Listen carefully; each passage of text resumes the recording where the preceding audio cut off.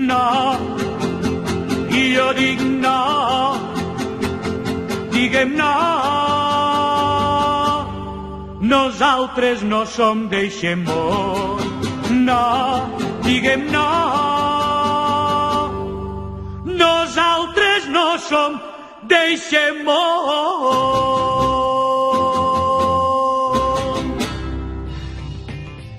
Benvinguts als Singulars. PIGS en anglès vol dir porcs, però PIGS és també un acrònim que vol dir Portugal, Irlanda, Grècia i Espanya, és a dir, els països que es pensaven que serien intervinguts per no poder pagar el seu deute. Primer va caure Grècia, després ho va fer Irlanda i ara li toca a Portugal. Les dures retallades que ha fet Rodríguez Zapatero i les que està fent, per exemple, a Catalunya Artur Mas, fan pensar als mercats que Espanya aconseguirà sortir-se'n. Però a quin preu? Fàcil, empobrint-nos. Tots? Tothom? No. Els assalariats, la classe mitjana i la classe treballadora. Que els responsables de caixes i bancs deixessin diners de forma irresponsable amb l'aplaudiment dels governs es veu que no és motiu de revisió, però els sous, els hospitals, les escoles, les pensions i un llarg etcètera sí.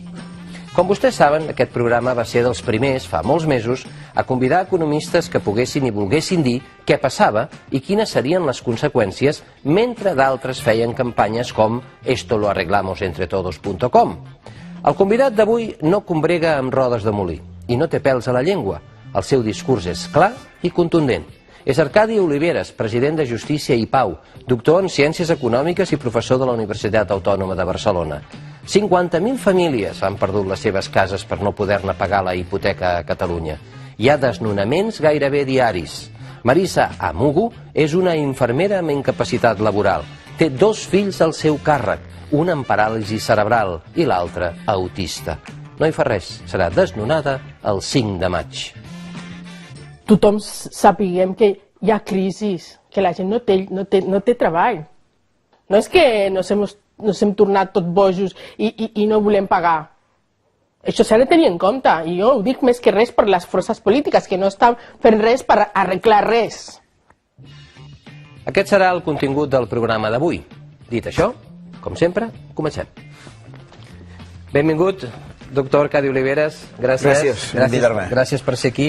Ja veu que el rebem amb la matrícula d'un alt executiu d'un banc de Wall Street que va necessitar diner públic per sortir-se'n després de jugar massa al casino, i per fer una brometa es passejava per Nova York, per Manhattan, amb aquesta matrícula. Too big to fail. Què li sembla? Massa gran per deixar-lo caure. Què li sembla? Bé, doncs em sembla que respon una mica un criteri del qual hem parlat moltes vegades. Els petits lladres van a la presó, els grans lladres dirigeixen bancs, dirigeixen transnacionals. Veig que ha vingut en forma, eh? Endavant, per favor, segui. Com deia al principi en la presentació del contingut del programa d'avui, doctor, presentant-lo vostè deia que vostè és una persona compromesa i que parla clar, que no té pèls a la llengua, i per tant jo el que li demano és que vostè avui, per ser un programa de televisió, no canvi de manera de ser. No. D'acord? Què està passant? Vàries coses alhora. Penso que les hem de detallar una mica per damunt per veure'n després les conseqüències. Per una banda, el capitalisme és un sistema pervers que té crisis cícliques. Això no és cap novetat, ja fa molts anys que ho sabem. Aquestes crisis són fruit del rebaixen la taxa de benefici de les empreses, que els inversors aleshores es desanimen, generen menys producció, generen menys llocs de treball, a l'haver-hi atur hi ha menys compres, a l'haver menys compres s'engega tota la crisi. Però això ja és una cosa prou coneguda. En aquesta ocasió jo diria que això s'ha vist agreujat per 2 elements més que val la pena tenir en compte. Un amb el qual insistirem i l'altre que potser no és el moment de tractar-la avui. Aquest amb el que insistirem és que tota aquesta crisi ha vingut acompanyada i jo diria magnificada per una enorme especulació financera. Una enorme especulació que, degut a l'aparició de nous productes financers, va començar a destacar ja a principis dels anys 90, poc després de la caiguda de la Unió Soviètica, amb aquelles famoses presidències d'en Reagan i de la senyora Thatcher, i tot el que va donar peu, allò com vàrem dir, el neoliberalisme galopant i sobretot la financiarització de l'economia, que en lloc de ser una economia productiva va passar a ser una economia financera. Això és un dels elements que avui en dia, si després el podem detallar ho farem més, doncs ens ha portat a agreujar aquesta crisi.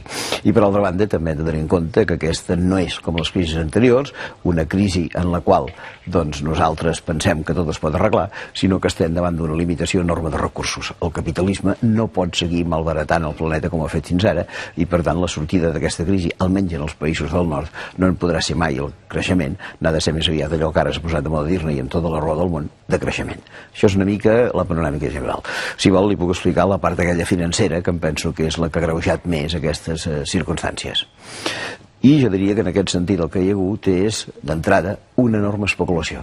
Una enorme especulació en dos bàndols, en el bàndol de l'especulació mobiliària i en el bàndol de l'especulació immobiliària.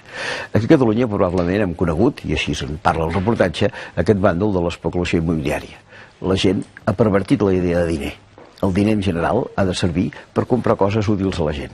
I, per exemple, aquí a Catalunya, i també a la resta de l'Estat, durant mesos i mesos vàrem estar invertint no en coses útils, en coses perfectament inútils, que eren habitatges amb els quals l'únic que preteníem no era ocupar-los, no era llogar-los, senzillament que augmentessin de preu i vendre'ls el dia de demà. No fa gaire temps va sortir una informació que era veritablement vergonyant i a mi em va fer patir en la meva condició de català. Estem a l'hivern, estem ja sortint ara, però evidentment a l'hivern és el moment en què la gent que té més dificultats doncs es troba de vegades sense sostre i els veiem dormint en caixers automàtics, els veiem dormint en el metro, en vacils municipals. La informació és que per cada una d'aquestes persones que hi ha a Catalunya buscant protecció a les nits d'hivern hi haurien 100 pisos buits tancats per especular. Un pis ha de servir per acollir la gent, perquè tinguin sostre. Doncs no, resulta que hi ha moltes persones a Catalunya que estan buscant sostre i per altra banda, per cada una d'elles hi podria haver-hi 100 pisos a disposició. Això és una perversió exacta de l'economia en el món immobiliari i val la pena saber-ho. Però és que en el món immobiliari aquesta perversió també s'ha produït. Han aparegut una quantitat notable de productes financers i s'ha especulat constantment. Jo diria que s'ha especulat, per una banda, degut a que internet facilita molt l'especulació. Vostè pot especular des de casa, doncs al matí, donant ordres amb un agent seu que estigui a Tòquio i al vespre vendre allò que ha comprat al matí a Wall Street a Nova York. Això ho ha facilitat. També és veritat que aquesta especulació ha quedat facilitada doncs, per la llibertat absoluta de moviment de capitals que avui en dia hi ha al món. Jo puc comprar a Tòquio i puc vendre a Nova York sense cap tipus de problema. I finalment també hi ha un altre element que és molt important, que és que no hi ha cap autoritat en el món que vulgui impedir aquesta situació. Miri, quan va esclatar la crisi es va generar una institució que es diu el G20, que suposadament és la que ha de resoldre, i després d'haver seguit amb bastanta calma aquestes reunions que ha fet el G20 fins ara, li puc dir que només ha aconseguit una sola cosa, salvant els bancs i els banquers. Res més, cap voluntat de frenar aquesta crisi, perquè per altra banda el G20 no és una institució democràtica. Fa un parell d'anys el que era el president, que és una persona que ho és per torn de l'Assemblea General de l'ONU, un senyor nicaragüenc que es diu Miguel de Escoto, que en el seu temps havia format part del primer govern sandinista, doncs per algun rampell sandinista que li va quedar va dir que això del G20 era l'antítesi de la democràcia i que calia crear el G192, amb què tots els països del món diguessin què és el que s'ha de fer. Els va convocar tots el mes de juny de l'any 2009 a Nova York. Dels 192 convidats, tan sols va aparèixer un cap d'estat, el senyor Rafael Correa, president d'Equador, en el qual, tot sigui dit, militars i policies el volien fer fora al cap d'un cert temps. No hi ha hagut cap voluntat d'arreglar la crisi. I aleshores què ha succeït? Doncs que aquesta especulació ha anat creixent, s'ha inflat allò que se'n va dir la bombolla, i en un moment determinat aquesta bombolla va punxar, com sol passar amb les bombolles, i quan la bombolla va punxar, aleshores va començar tot el procés que ens duria la crisi. Què va passar amb aquesta bombolla? Doncs jo diria que els valors havien pujat tal que només calia que algú els piqués perquè es desfessin. I el cas, ja et diria veure bastant amb el tema que tractem avui, que és el tema de les hipoteques. Als Estats Units es van concedir moltes hipoteques escombraria, hipoteques brossa, hipoteques subprime, el valor de les quals era molt superior al bé immoble que responia al darrere. Això en un moment determinat va causar molta alegria, perquè doncs, la gent disposava de molts diners pel consum, però al cap d'un cert temps, quan aquests diners van haver de tornar, no es van poder tornar. Això va originar una caiguda borsària, una caiguda de no cobrament de crèdits per part de la banca. La banca no podia vendre els seus actius, perquè això no valien res, i per altra banda, la banca no recuperava les hipoteques que havia donat. Què va fer la banca? Doncs va demanar auxili. A qui va demanar auxili? Als estats. Els estats hi han donat auxili? I tant. Porto calculat fins a aquest moment quants diners, des que va esclatar aquesta crisi a l'octubre de l'any 2008 fins ara, s'han donat a la banca per auxiliar-la. I si no vaig xerrat de comptes, i em penso que no hi vaig, se'ls hi ha donat, evidentment que els han de tornar, però no els tornen, 2.700.000 milions de dòlars. Si analitzem això una mica en relació a què diu Nacions Unides que, per exemple, faria falta per erradicar la fam en el món, ells ens parlen de 50.000 milions de dòlars. El que hem donat a la banca fins ara, en aquests 2 anys i mig, equivaldria 54 vegades els 50.000 milions de dòlars que demana l'ONU. Dit d'una altra manera, amb els diners que hem donat a la banca en aquests 2 anys i mig, hauríem pogut evitar la fam en el món 54 anys, el qual, evidentment, és incomprensible. Això va fer doncs, que la gent es trobés amb moltes dificultats, i la banca no. La banca va sortir del pas perquè se li van donar aquests diners. A la que se li van donar aquests diners a la banca va quedar més o menys satisfeta i va dir, bueno, doncs a partir d'ara el que farem és curar-nos amb salut i no donar més crèdits perquè no ens trobéssim en la situació anterior. La banca va tancar l'aixeta del crèdit d'una manera gairebé radical, això fins i tot reconeixen doncs, empresaris i altra gent, i al final, al tancar l'aixeta del crèdit, aleshores resulta que tothom es va trobar en dificultats. Qui es va trobar en dificultats? Per una banda l'industrial, el senyor que ven, perquè el senyor que ven rarament cobra el comptat. El senyor que ven va amb la factura i diu, escolti, jo ho cobraré d'aquí 30, 60, 90, 120 dies. I el banc li diu, aquí té els diners. Si el banc li dona els diners, farà una segona, farà una tercera, farà una quarta factura. Si el banc no li dona els diners, farà la primera, potser farà la segona, però segur que no farà la tercera. I al consumidor li passa exactament el mateix. Si jo vull comprar, doncs, això que sé, un bolígraf, el compraré al comptat, però si jo vull comprar una nevera, si jo vull comprar un cotxe, i sobretot si jo vull comprar un pis, o em donen crèdit o no compro ni nevera, ni cotxe, ni pis. Què succeeix aleshores? Que el venedor ven, el comprador no compra. I com que el venedor ven i el comprador no compra, on hem entrat? Doncs en aquesta situació de crisi. Com han respost les empreses en aquesta situació de crisi? Doncs amb una paraula que tots coneixem i que darrerament s'ha fet molt famosa, que és la paraula ERO, Expedient de Regulació d'Ocupació. Gent al carrer? Absolutament, gent al carrer. Hi ha hagut empreses que han hagut de fer-los, perquè jo diria que pobretes i ja no resisteixen més la situació, però també li asseguro que hi ha hagut altres empreses que han fet ERO més aviat per aprofitar la vinentesa. Una d'aquestes empreses, SEAT, sense anar més lluny. Ara fa un parell d'anys, SEAT va posar al carrer, bé que va dir que de manera transitòria, 5.000 persones. Quina era la raó? Home, sempre que una empresa posa gent al carrer deu ser perquè perd diners, si no els hauria de posar. Vaig mirar el balanç de SEAT i, efectivament, aquest expedient del 2009, el 2008 SEAT havia perdut diners. Però vaig tenir la tafania de veure que havia passat el 2007, n'havien guanyat, i el 2006 n'havien guanyat, i el 2005 n'havien guanyat, i molts anys anteriors n'havien guanyat. Vaig fer un càlcul senzill. En els darrers 5 anys abans que arribés la crisi, 2007, 2006, 2005, 2004 i 2003, si agafàvem els beneficis de SEAT i els dividíem pel número de treballadors, cada treballador havia aportat a SEAT un guany d'1,5 milió d'euros. No que cada treballador l'hagués guanyat, que evidentment no l'havia guanyat, que podia guanyar un treballador de SEAT? 20, 25, posant 30.000 euros. 30.000 euros multiplicat per 5 anys, 150.000 euros. Tu ets treballador de SEAT, guanyes 150.000 euros, però fas guanyar a l'empresa 10 vegades més, 1,5 milió. Això durant 5 anys. Arriba el 6è any, les coses van anar malament, i tu cap al carrer. I no únicament això, sinó xantatge a la Generalitat. Jo diria, escolta, Generalitat, m'has de donar més diners perquè encara en queda més gent. I si no em dones més diners, aquesta gent també anirà al carrer. Un altre cas incomprensible que s'ha produït fa poques setmanes, el cas de Nissan. Nissan ha fet un pacte que teòricament els sindicats, excepte comissions obreres, han aplaudit, dient que els propers 4 anys no els traurien de l'empresa, que s'obrarien el lloc de treball, a canvi de no pujar-los gens ni mica el sou, és a dir, perdre poder adquisitiu. Bé, què va passar amb Nissan? Aquesta ni tan sols l'últim any ha tingut pèrdues, ha tingut benefici. Vaig agafar els beneficis de Nissan de l'últim any del que tinc dades, que és el 2009, perquè del 2010 encara no les tinc, i que resultava que si agafaves els beneficis de l'any 2009 i el dividies pel número de treballadors de Nissan, cada treballador havia portat, no en 5 anys com en el cas de SEAT, en un sol any, 500.000 de beneficis. I quin és l'argument de Nissan? Que si el lloc estadístic és a Sud-àfrica no trauria 500.000 de benefici, trauria 800.000 euros per cada treballador. Que l'economia s'hagi finançat d'aquesta manera, que l'únic objectiu sigui el guany, això és una perversitat absoluta. I naturalment a partir d'aquí el nombre d'aturats va creixent.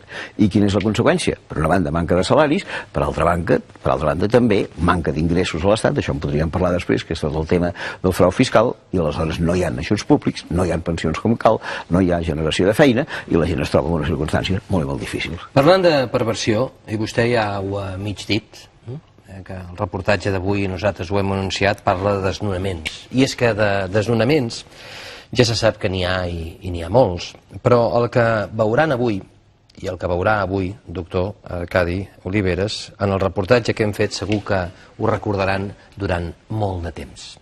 A Cerdanyola del Vallès viu Marisa Amugu. 2 fills viuen amb ella, un és autista i l'altre té paràlisi cerebral, i només li queden entre 4 i 5 anys de vida. No hi fa res, el 5 de maig serà desnonada.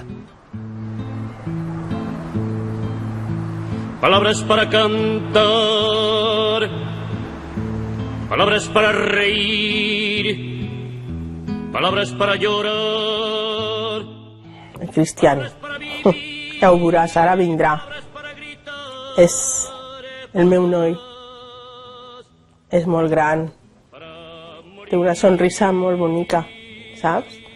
El que passa és que, bueno, els forceps li van deixar tocat i han anat degenerant. Hola, Cristiano! Té els ronyons tocats, perquè com que no pot degluir, bueno, estem en una situació bastant difícil amb ell i jo tracto de que, bueno, està aquí al costat, fer tot el que sigui necessari perquè, ¿Cómo estás? perquè estigui bé. ¿Qué ha pasado con tu babero? Igual que el Pere, tots dos. S'ha portat al món el mateix metge. Jo l'altre dia li vaig dir, digo, oiga, menuda mano, ¿no? Coincidències de la vida. El Pere va néixer amb cesàrea i va néixer molt bé, cap problema. Jo deia, bueno, almenys m'ha sortit bé. Però una nit, l'any 84, vaig anar a la guàrdia, el noi estava perfectament, li vaig deixar perfectament amb una noia, amb una senyora i amb el seu pare. Tenia 2 anys i mig, però parlava, era una llengua de trapo d'estos que no et deixava fer res perquè estava a darrere cada estona. Quiero pan, quiero esto, quiero el otro, quiero no sé què. I de cop i sobte que arribis al matí i ja no hi ha nen, ja no parlava, estava com si alguna cosa li hagués passat, però ningú va saber dir-me què li havia passat. Després de fer molts camins, em van dir que tenia trets autistes. Bé, encara estava casada, jo l'any 84, però el meu home pues, no va poder suportar tot això i ha hagut de marxar de casa, no? Perquè clar, va ser una situació complicada de cop, no? Des de l'any 85 estem tots tres, bueno, érem tots 4 perquè tinc una filla que és la primera que està bé, però ara no ha pogut suportar tanta pressió i ha marxat d'Espanya. Vale? S'ha anat, perquè clar, ella també està afectada amb aquesta situació, perquè jo la vaig posar de cotitular de la casa. I com que la situació en què ens trobem és que la hipoteca està executada, es van a desnonar, però a més, la casa que està tassada en 384 quedava un deute de 268.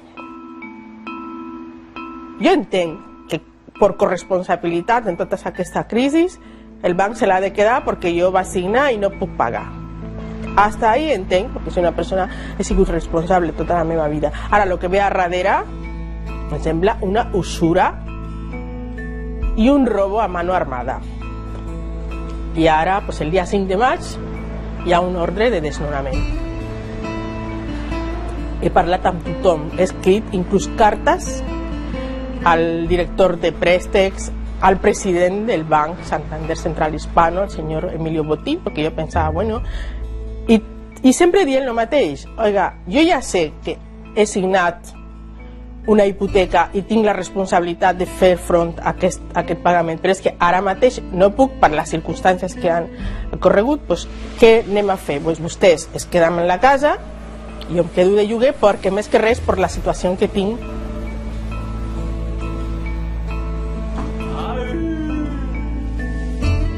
No és un capritxo. Els meus fills no han de sortir d'aquesta casa, s'han de quedar aquí. Almenys fins que el Cristian, com que m'han dit que no durarà molts anys, que em deixin aquest espai. Si apareix aquí alguna persona, sigui qui sigui, aquí dalt no va pujar. Perquè hi ha molta gent a darrere nostra, de la plataforma, inclús et diré dels partits polítics que estan a favor de la dació, ¿vale? O sea, Sardañola arderá ese día. Para rentarlo, mis hijos saldrán aquí, de esta casa, por encima de mi cadáver, como me llamo María Luisa Mugu. Saps? Pot ser que sigui l'últim que faci. Però estic farta de tan poca humanitat. Estic farta, saps? Molt farta estic.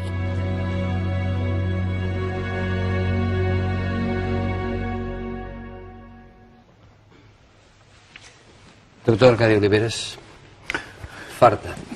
Impressionant, el reportatge, veritablement impressionant, i ens fa reflexionar. Aquesta senyora té una actitud absolutament digna i meritòria, i esperem, doncs, que a Cerdanyola tothom li faci costat, i no únicament a Cerdanyola, sinó als companys de plataforma i qualsevol persona amb una mica de consciència. Però això ens hauria de fer pensar, crec jo, en dos problemes.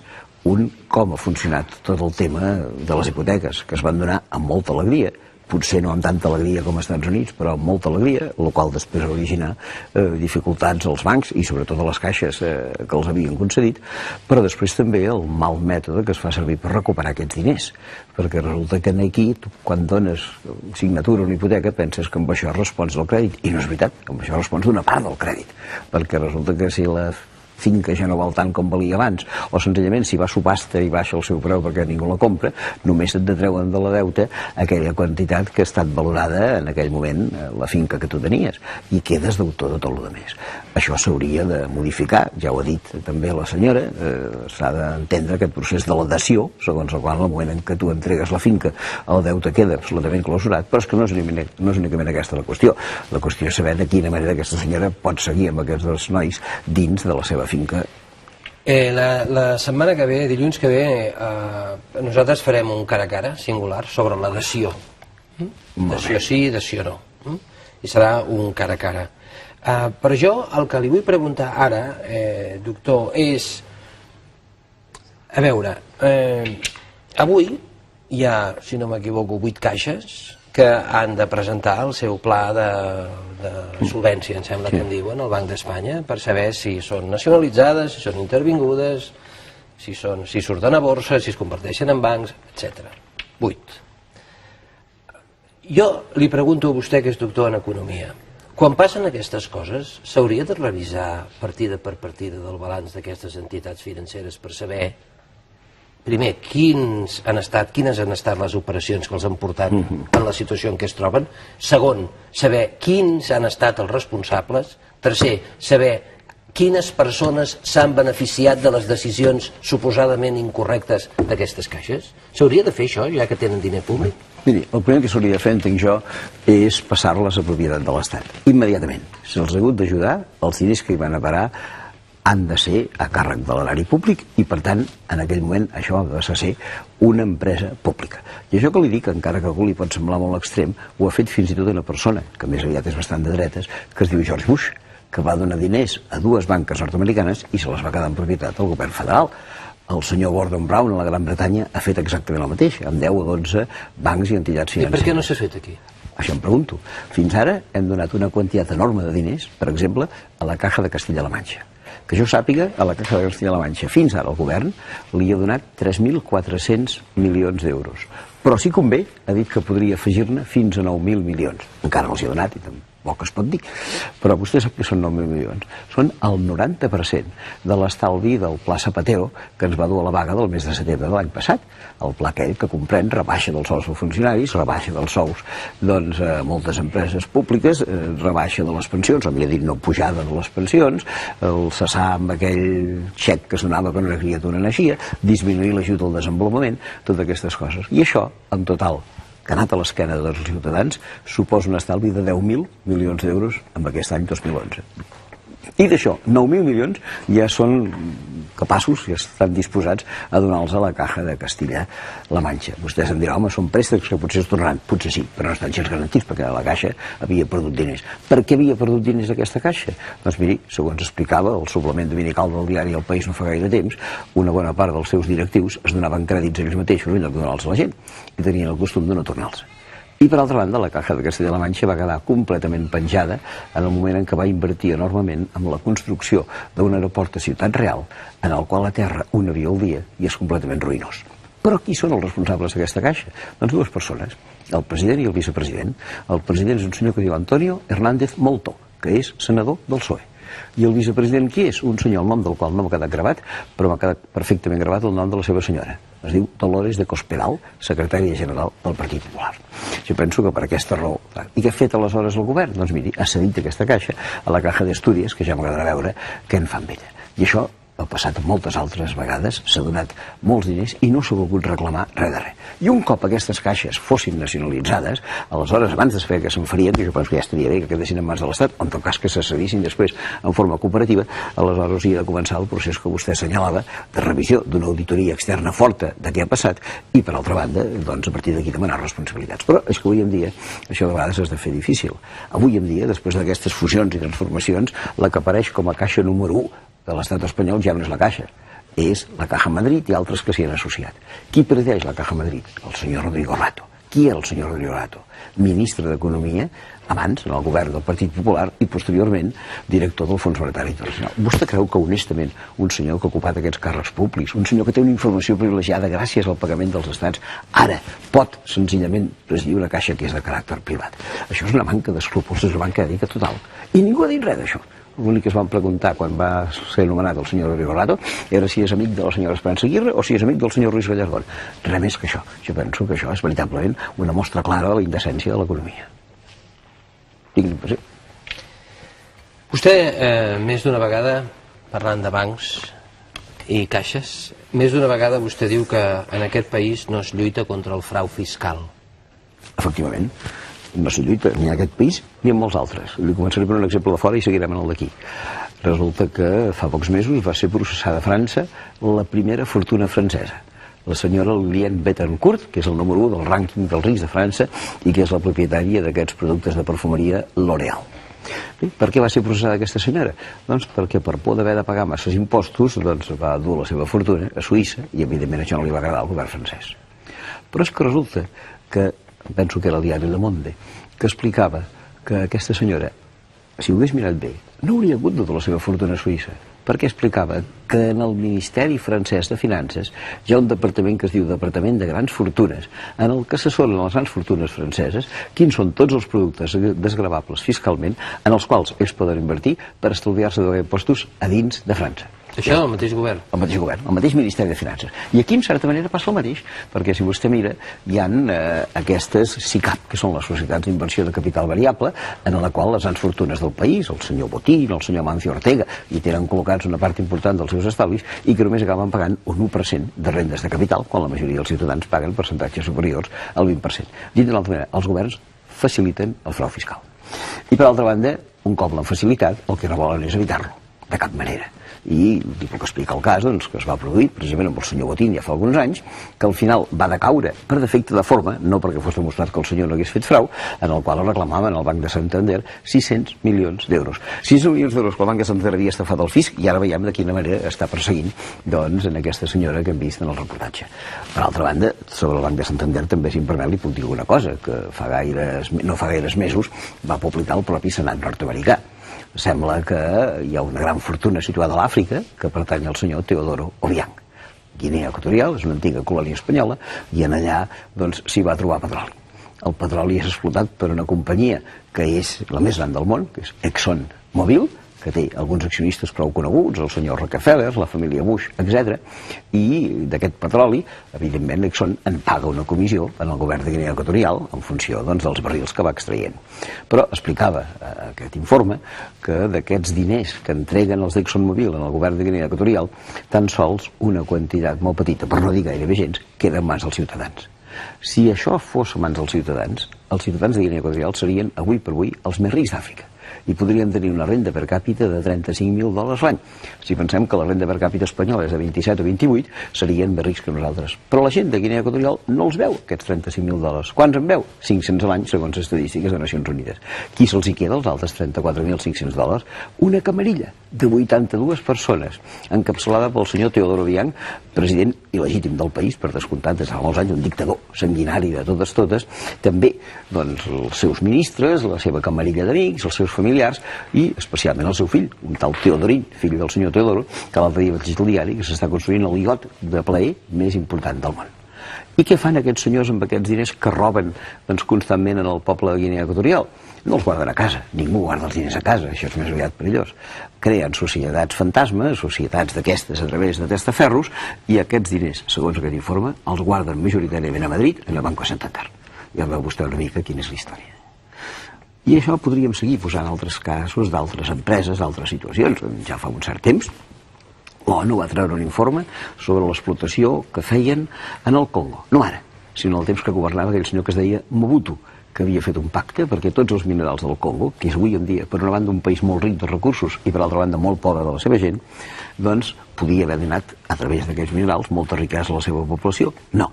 El senyor Mobutu havia pactat amb aquestes empreses que per una banda doncs, podien treure el mineral, que no calia que paguessin res en el govern, sinó que senzillament li havien de col·locar una petita comissió en els comptes que aquest senyor Mobutu tenia oberts a Brussel·les. L'ONU va fer públiques i era interessant que les fes públiques, tot i que el senyor Mobutu portava 10 anys mort. La llista d'aquestes empreses eren 27 o 28, encapçalades per una que es diu Bayer, que fa aspirines, i per una altra que es diu Samsung, que fa telèfons mòbils. Ja veiem, per tant, que aquesta situació és una situació completament lligada en la que els poderosos dominen sempre i sempre. Doctor, vostè sap que, en català, si més no, suposo que totes les llengües tindran la seva, tenim una frase que diu en cada bugada es perd un llençol, no? Exacte, sí. Aquí podrien canviar-ho dient en cada crisi. Sí. Però totes les receptes que els governs fan, i n'hi ha de tots colors, de tot l'espectre ideològic, pràcticament totes elles passen per retallar. Per tallar i per retallar. I que jo sàpiga, on es retalla més són en prestacions socials. Sí. Qui perd més en tota aquesta crisi és, com jo deia abans, la classe mitjana i la classe treballadora. I no hi ha cap mena de reacció, no hi ha contestació. Es fa, i punt, i s'ha acabat, com si no hi hagi cap altra alternativa. La banca, les caixes, com vostè ha dit, no han seguit el seu manual, el manual que les ha portat vives fins avui. Han deixat diner i han fet productes que fins i tot ells ni entenien. Ni entenien. És a dir, i ara, qui ha de pagar els plats trencats són els assalariats. Tota la raó. Quina és l'alternativa? Doncs l'alternativa és que no siguin aquests poderosos implicats els que prenguin les decisions, o que no siguin els governs que estan al servei d'aquests poderosos implicats els que acabin prenent les decisions, perquè certament això que vostè diu és absolutament cert. I li posaré un exemple amb números clars sobre un problema especial a l'estat espanyol, que aquest any no ha pujat, com he dit fa una estona, les pensions. Què suposen a l'estat espanyol el pagament total de les pensions? Pensions de viduïtat, pensions d'orfandat, pensions de jubilació. Suposen una mica més, si no vaig errat de números, de 110.000 milions d'euros a l'any per tot Espanya. Però és que des de la Universitat Pompeu Fabra, ara fa un temps, es van publicar unes xifres que avaluaven, perquè evidentment és difícil de fer una estadística, quin és el frau fiscal a Espanya. I deien que entre els diners que s'emporten les grans fortunes, els diners que s'emporten perquè no declaren les grans empreses, i també, no oblidem-ho, els diners que deixen de donar al fisc totes aquelles activitats d'economia submergida, això podria significar, en el cas espanyol, un frau anual de 80.000 milions d'euros. Escolti, si fossin capaços de recuperar aquests 80.000 milions d'euros amb unes pensions que són 110.000, vol dir que les podrien posar un 60 o un 70%. Els ciutadans no tenen per què carregar-se amb aquestes dificultats. Però com que no són capaços de perseguir en aquesta gent, doncs aleshores resulta que sí que aquesta circumstància es dona i sempre es retalla per la part més feble i no per les parts que podrien certament, doncs, treure's sense cap tipus de problema. I li poso una altra dada. Aquest any l'estat espanyol no puja les pensions, ja ho he dit un parell de vegades. Això significa un estalvi de 1.300 milions d'euros. No les pensions, sinó no pujar-les. 1.300 milions d'euros. En els pressupostos de l'estat no hi ha una partida de 1.300 milions d'euros per pujar, per finançar aquesta puja de pensions. Però, en canvi, ens trobem una partida pràcticament idèntica de 1.300 milions d'euros per tal que Espanya continuï participant en un projecte absolutament inútil, que és el de la construcció d'un avió de combat europeu. Un avió de combat europeu que ja fa uns anys que Espanya l'està construint, juntament amb Alemanya, amb Itàlia i amb Gran Bretanya. Deu fer, no sé quan, 8-10 anys. El que aleshores era primer ministre alemany, el canceller Schröder, va dir que ell procuraria que Alemanya abandonés aquest projecte d'avió de combat. Primer, perquè era molt car. Segon, perquè tècnicament portava 15 anys de retard respecte dels models nord-americans. I tercer, i el més important de tot, perquè era un avió preparat per atacar la Unió Soviètica que ja no existia. Al cap d'un cert temps, el senyor Schröder va dir jo ja volia marxar d'aquest avió de combat, però no puc perquè militars, industrials i banquers m'ho han impedit. Qui governa la democràcia alemanya? Els militars, els banquers, els industrials o el senyor Schröder? Aquí a l'estat espanyol mai hem tingut cap voluntat de sortir d'aquest projecte. Però cada any ens costa 1.300 milions d'euros, que és l'import que no podem pujar les pensions. Doctor, pràcticament en aquesta crisi els llocs de treball, no diré que tots estan en precari, però estan en més precarietat que l'any 2007. I això afecta totes les persones, tots els assalariats, des de l'electricista fins al comptable. Exacte. Resulta que nosaltres hem trobat un curt, que és guanyador d'un festival de curts a França, que a mi m'agradaria que vostè el veiés, que tracta el tema amb una ironia extraordinària. Per favor. Gràcies.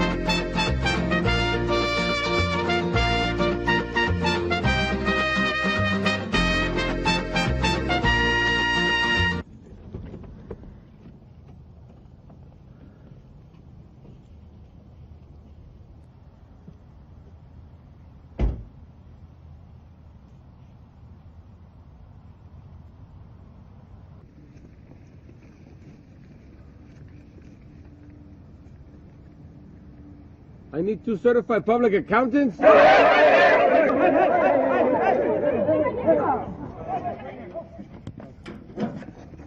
One senior marketing consultant.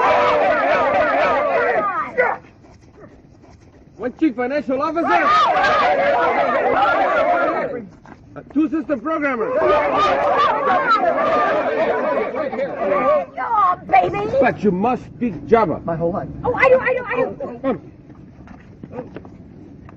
That's it for today. Gracias.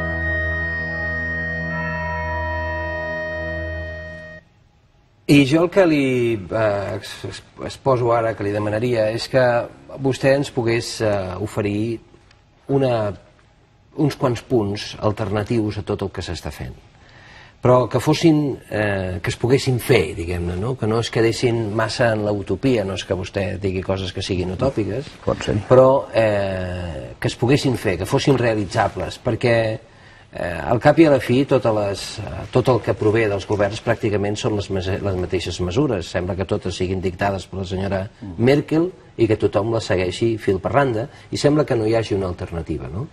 Què proposa vostè? Senyora Merkel, una fervent comunista en el seu temps, i que col·laborava amb l'Stasi, per cert, per refundir el comunisme. Ha canviat una mica aquesta senyora. Però, en fi, a part d'aquesta consideració, podríem anar a veure què és el que es podria proposar.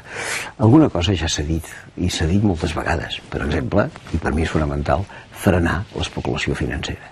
Això no ho poden fer ni vostè ni jo, però ho poden fer els governs, i a Brasil s'ha aplicat, per exemple, i a Xile també, una taxa que permeti que aquesta especulació rebaixi molt. Però això han de ser tots els governs? No, pot ser un sol govern perfectament, ho pot aplicar a casa seva.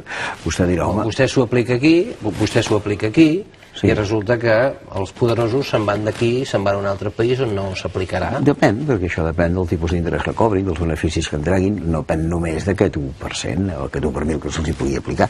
Sí que és veritat que seria recomanable que ho fessin molts països, però si ho fan alguns, per exemple, en el cas de la Unió Europea seria una possibilitat, doncs penso que es podria tirar endavant. No hi ha hagut cap voluntat de fer-ho. És més, li diré una cosa, un senyor sol volia fer-ho, es diu Gordon Brown, era antic primer ministre de la Gran Bretanya, i quan va dir que ho faria, l'endemà el senyor Timothy Geithner, que és el ministre d'Economia del senyor Barack Obama, arribava a correcuita per treure-li del cap aquesta idea en el senyor Gordon Brown, dient que perjudicaria l'economia nord-americana. No perjudicaria l'economia nord-americana, perjudicaria els especuladors nord-americans. I el senyor Timothy Geithner n'és un bon representant. L'altre hi havia un article esfereïdor. els 7 darrers ministres d'Economia dels Estats Units, en 5 casos ministres, en 2 casos viceministres, abans de ser ministres d'Economia, tots ells eren alts directius d'aquests que feien aquesta cara com la que hem vist, de la banca Goldman Sachs. I la banca Goldman Sachs és la més gran especuladora del món. Li asseguro, el president dels Estats Units no mana l'economia. Manen aquests banquers, aquests senyors de Wall Street. I per cert, una petita dada, fa poques setmanes el més alt personatge femení que té un càrrec directiu a Nacions Unides, que és la presidenta del Consell Econòmic i Social de l'ONU, va dir que tots aquests senyors que prenen aquestes decisions a Wall Street haurien de tenir un únic destí, que és la presó. Per tant, ja veu que aquí hi ha feina a fer. Vostè em dirà això, ni jo, ni vostè ni jo ho podem fer-ho. No, però els governs haurien de fer. Eliminar el frau fiscal, per descomptat. Vigilar de prop les banques, també. Una cosa que tenim més a prop, vostè ha parlat abans, hem parlat de les caixes d'estalvis, esperarà tota l'obra social. Hauríem d'anar, tots els que tenim compte corrent en alguna caixa, a demanar, a exigir a les caixes que no facin aquesta transformació cap a societats anònimes que estan fent hores d'ara, que abandonaran completament l'obra social, que tampoc és que fos una joia fins ara, però que es perdrà. Això és una obligació nostra. Què més és obligació nostra? Doncs abandonar aquests bancs impresentables i començar a treballar en profunditat a la banca ètica. A la ciutat de Barcelona tenim 2 oficines de banca ètica oberta. Per què no hi podem anar? Això seria una manera de reaccionar per part nostra. Què més haurien de fer? Doncs mirar que la gent tingui treball. Ho pot fer el govern? Sí, però també poden fer-ho les persones. Miri, jo recordo que fa 12 anys a França, el que aleshores era primer ministre, el senyor Lionel Jospin, amb un decret que després va homologar al Parlament, va canviar la jornada laboral de 40 a 35 hores setmanals. En lloc de 8 hores al dia, treballar 7 hores al dia. Això va aconseguir que en tan sols 3 mesos 1 milió d'aturats a França deixessin de ser-ho. Per què no podem fer-ho aquí, això? Vostè em dirà, home, és que si abans cobraven 40, ara cobrarem 35. No, no és això. Perquè les 40 que treballàvem abans, ara en cobrarem 35. Però les altres 5, com que les cedim a un aturat, podrem cobrar assegurança d'atur per aquestes 5, amb la qual en cobrarem 35 que treballarem, més 5 que cobrarem en forma d'aturat, el qual ens conduirà a 37 i mitja o 38. Per què no podem fer això? Això és el camí de la història. Quan va començar la revolució industrial es treballava 16 hores al dia i ara se'n treballa 8. I per què l'hem de donar la història aquí? Podem treballar 7, en podem treballar 6, en podem treballar 5. Això seria fonamental, aquest aspecte laboral. I treballar en cooperatives, per descomptat, que és el complement. Arcadi Oliveres, gràcies per haver vingut al programa Singulars per explicar-nos la seva versió dels fets que tant ens preocupen des de fa ja massa anys. Massa anys, exacte. Gràcies a vostès per permetre'm venir. Gràcies. Adéu-siau. I a vostès també, com sempre, gràcies per la seva atenció.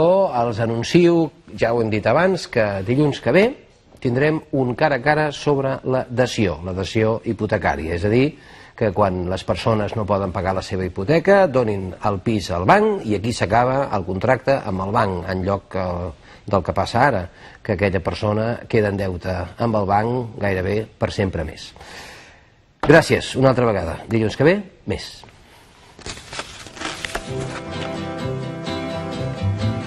Where have all the flowers gone? Long time passing. Where have all the flowers gone? Long time ago. Where have all the flowers gone? Young girls pick them, everyone. When will they ever learn? When will they ever